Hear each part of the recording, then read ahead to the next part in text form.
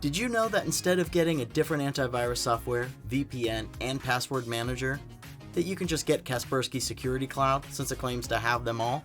Hey, I'm Mike, and today I'm going to try to find out if that's even remotely true through analysis and testing of the Kaspersky Security Cloud app.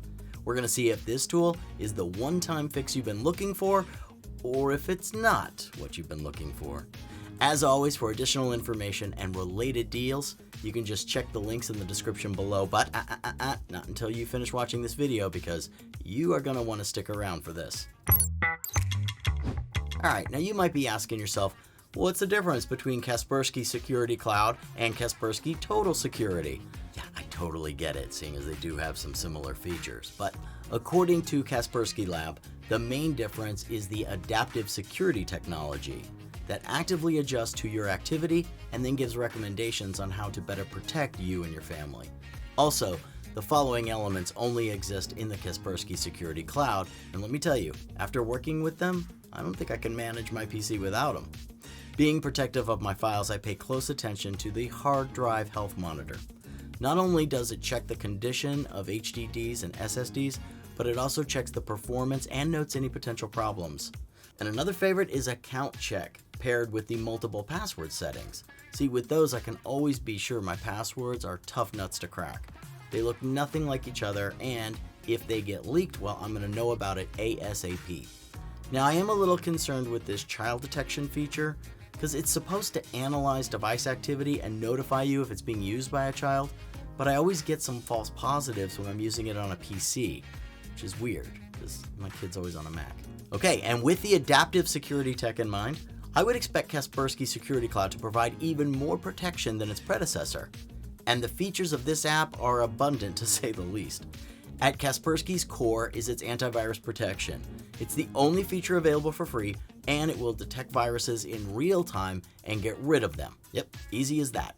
However, there are some elements in this antivirus protection that make it extremely effective because, well, they're all configurable. And starting with the next security feature, well, we gotta go into the territory of the premium plans. Yep, the paid ones. In there, you're gonna find a Kaspersky VPN, which has a 200 megabyte per day limit in the Kaspersky free version, but it's unlimited in paid versions. While it's not as good as a premium standalone VPN that you'll typically find reviewed on our channel, it is good enough for most low bandwidth activities such as work and general browsing, but obviously you won't be doing a lot of streaming or torrenting with this limit in the free version. Then the Kaspersky Password Manager is exactly what you'd expect. Holds passwords in the encrypted vault that can also keep your documents protected. Nothing too outlandish here. A cool feature to have is privacy protection. It'll notify you when a website is tracking your data and also prevent third-party access to your webcam. And it'll check to see if your account data has been leaked. Though sometimes Kaspersky just freaks out, claiming Google Chrome is using my webcam, unless maybe somebody...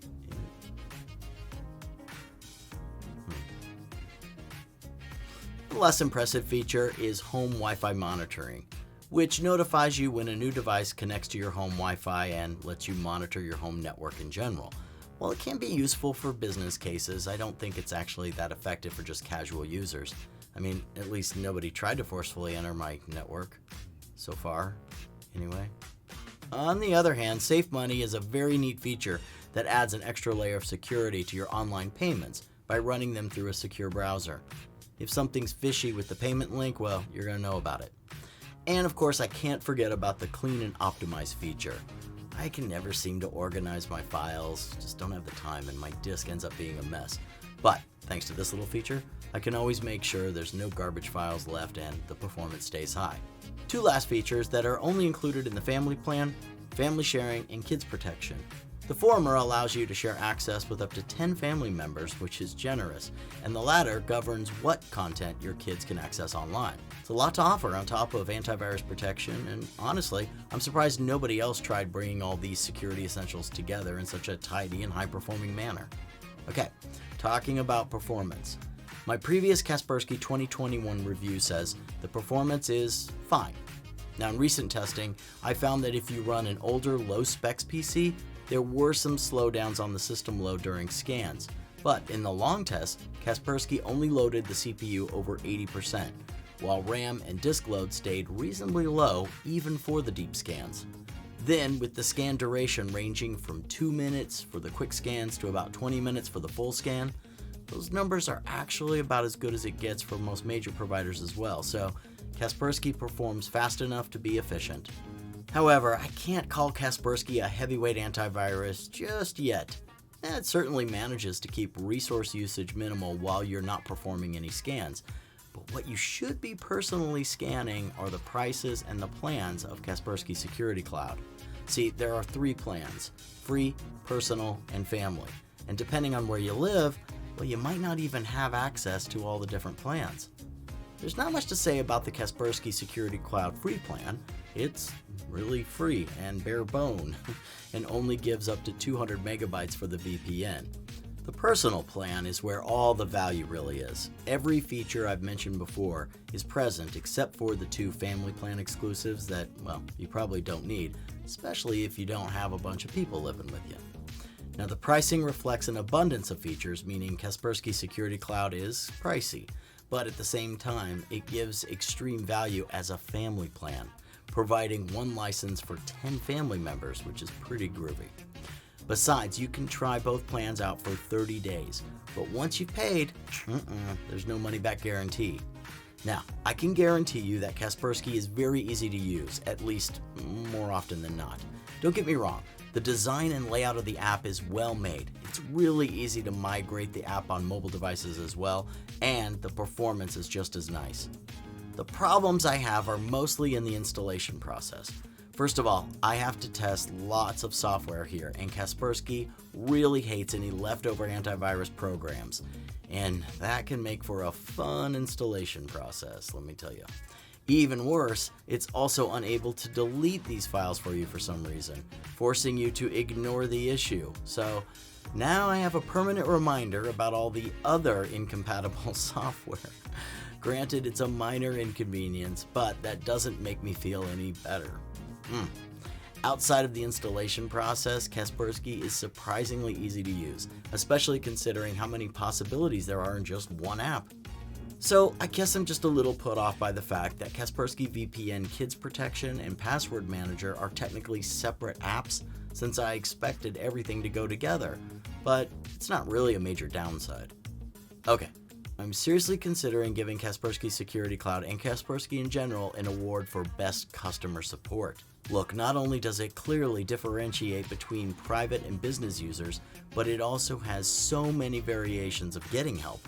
You can ask a virtual assistant for help articles, or contact living experts through mail, live chat, or a phone call. So when I tried them out, I found the first one, the bot chat, to be a bit slow, but the other ones are fast and helpful. The best part is that you can use support even if you're just using a free version of Kaspersky Security Cloud. Impressive. But I think I need to address one last point here.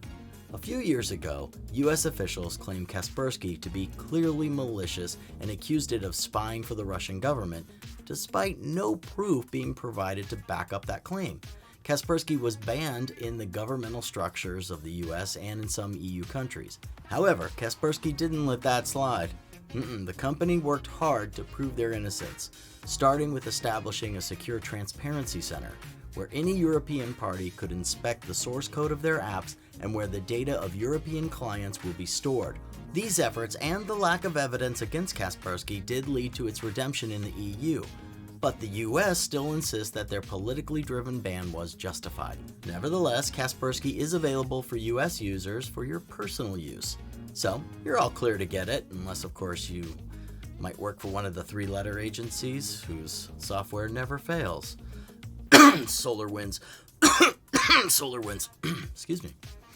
Now, while there's no proof that Kaspersky is unsafe to use, there is proof that subscribing to our channel and clicking that like button will continue to increase quality and quantity of our content. We'd really appreciate your extra support. And if you want to know more about Kaspersky, you can watch our Kaspersky antivirus test video, which is also on our channel. Okay, in conclusion, I'm pleasantly surprised by Kaspersky Security Cloud. Kaspersky Antivirus was always good, but this is just a step beyond. Combining so many apps and capabilities together is bound to be a mess, yet Kaspersky managed to pull it out with decent performance while maintaining their great security.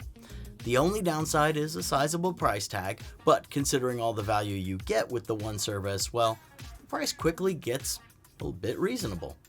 And don't forget, we also have exclusive deals for you to check out. You can just click that little title card on the screen now to see them. Okay, don't forget to let me know in the comments what service you'd like us to review next, and I'll see you all in the next one.